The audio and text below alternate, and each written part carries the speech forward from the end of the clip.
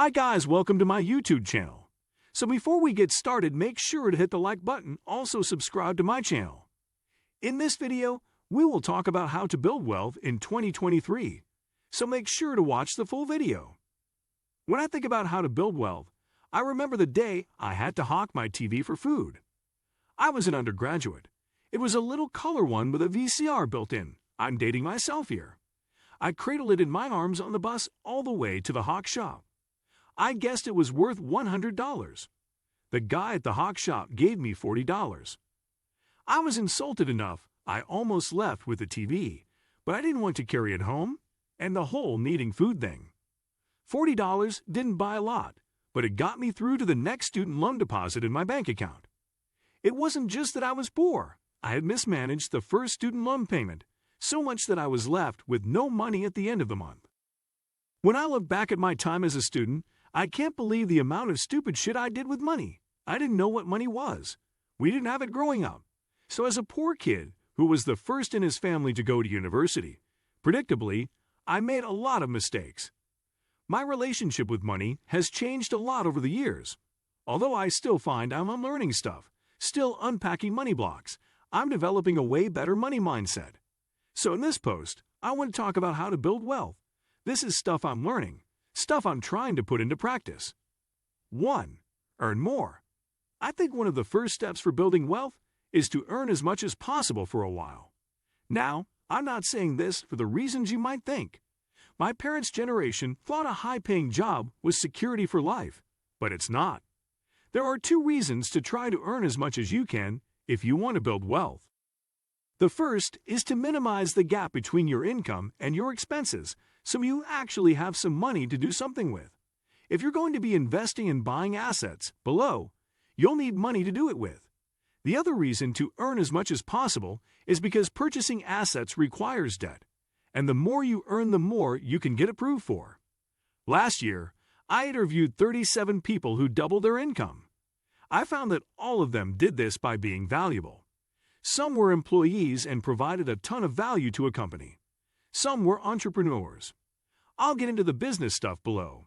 But here's what I learned from the people who doubled their income in a traditional job.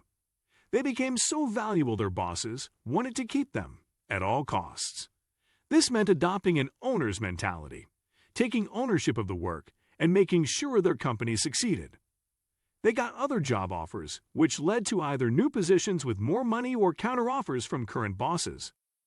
They networked all the time, which often led to these offers. They often learned new skills that made them more valuable. That's a quick summary, but I got into the nitty-gritty of earning more in this post. 2. Watch your student debt. There are different approaches to debt, but I tend to agree that there's good debt and bad debt. Student loans are often considered good debt, which leads to people doing stupid shit like taking out $200,000 for an English degree. Student debt can be a wealth-building killer that hangs around your neck for life. If you're going to take it, make sure the degree is worth it. Be sure your earnings will justify the cost and keep your costs as low as possible. As someone who's met a ton of people in the second camp, yes, this site started as a career site for unemployed PhDs. Please, for the love of God, avoid debt at all costs. Figure out how to make money on the side. Apply for more scholarships. Pick up TA or RA work. Don't borrow. 3. Separate time from money. The only way to really grow wealth is eventually to separate your time from money.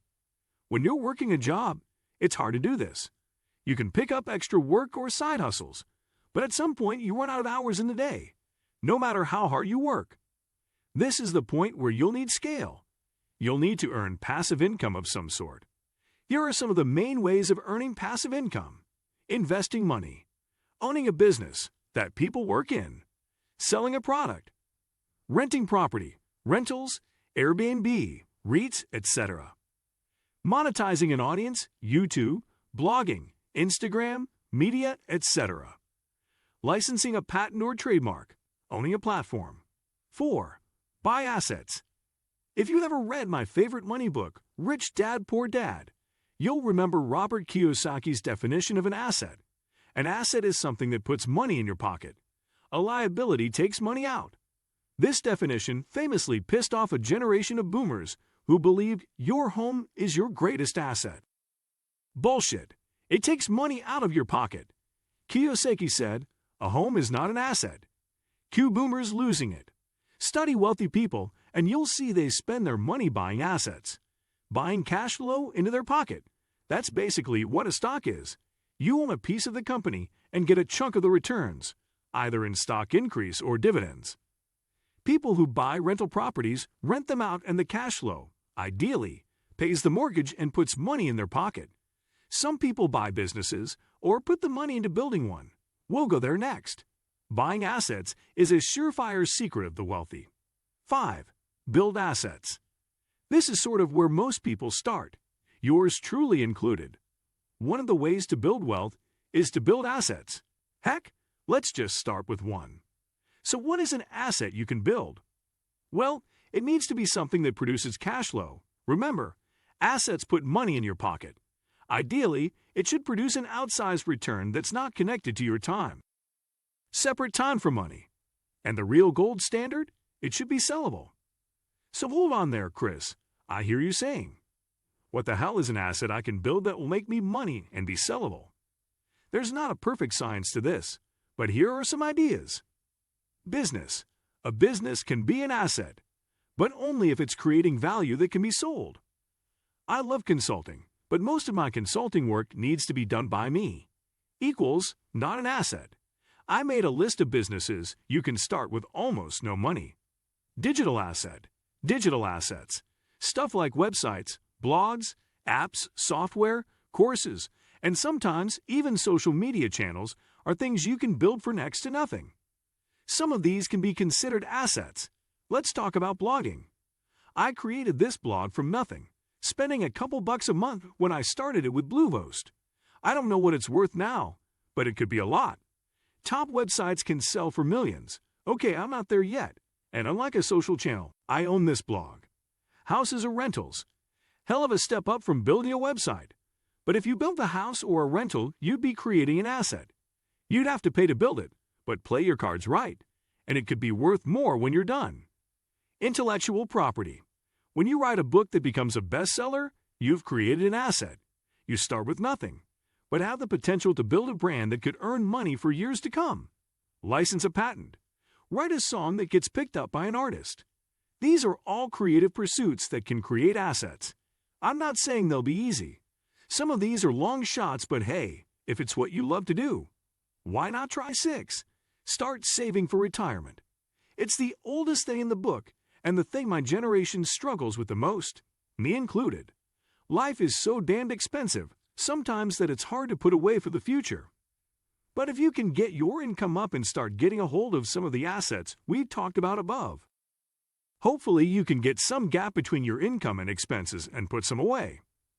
Set your account to take out money every month automatically and invest it. Learn about why compound interest is your friend. Basically, start establishing the patterns for building and growing wealth that will serve you for the rest of your life. 7. Educate yourself. Take time to educate yourself about finance. I know the Millennial Money blog is great. I read the book The Millionaire Teacher when I was in grad school, and I'll occasionally listen to Dave Ramsey's podcast. I tend to read, watch, or listen to something on personal finance once a week at least, because even though money is in my life, I want to take care of what I have and earn what I'm worth. 8. Develop property. Buying, developing, and selling property has always been a major way for people to accumulate capital. Borrowing could be a key element in this method. Say you borrow $200,000 and put in $50,000 of your own to buy a property for $250,000. Then you develop the property and sell it for $400,000. The property has increased in value by 60%, but your $50,000 has now grown fourfold to $200,000. You have to select the right properties in the right areas and develop them wisely. You are at risk from booms and busts in the property market. However, in the long term, this remains a proven way to accumulate wealth. 9. Join a startup and get stock. Using the same potential consideration of startup in the above points, owning stocks of one or more startup companies could be a valuable investment if the company thrives and either floats or is sold to a larger enterprise. Only a small minority of startups succeed in realizing large capital gains, so the odds are not good. However, you can use your judgment to see which business idea and which management team are likely to succeed. Early employees in Apple, Google, and Microsoft became millionaires on this basis. What do you think of our video?